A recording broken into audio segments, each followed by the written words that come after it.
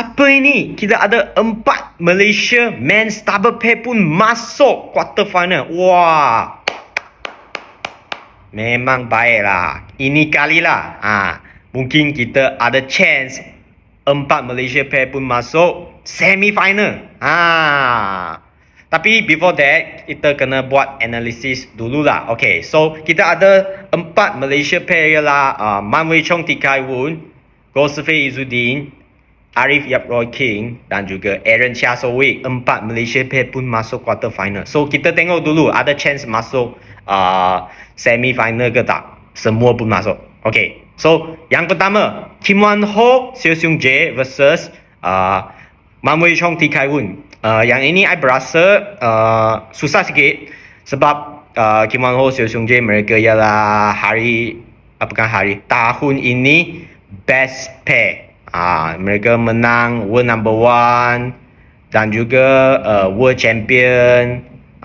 So susahlah untuk Man Wei Chong dan Tee Kai Woon main dengan mereka. Tapi I berasa kita ada cara dan taktik boleh main dengan mereka lah. Kita punya Malaysia pair. You tengok tahun ini kita ada Gosfei Izzuddin di India Open. Mereka menang Kim Wan Ho Seo Seung Jae. Dan juga ada siapa? Singapore Open.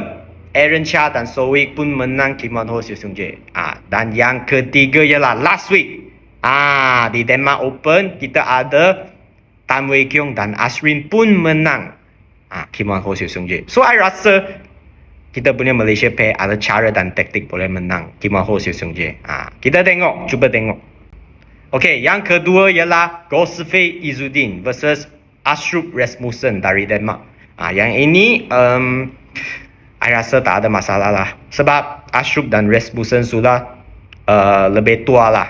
Dan performance tahun ini Astrup Rasmussen actually dah baik.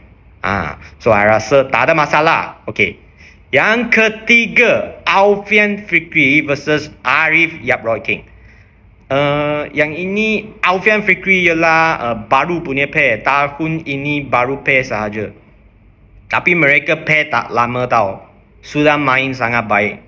Pernah menang China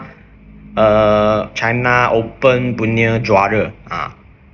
Dan juga mereka pun pernah menang Kim Wan Ho Seo Seung Jae juga. Mereka pun main sangat baik lah. I tengok front court sangat cepat. So mungkin Arif Yap Roy King susah sikit untuk ini. Yang ini ialah paling susah untuk menang lah. Lagi susah compare Man Wei Chong dan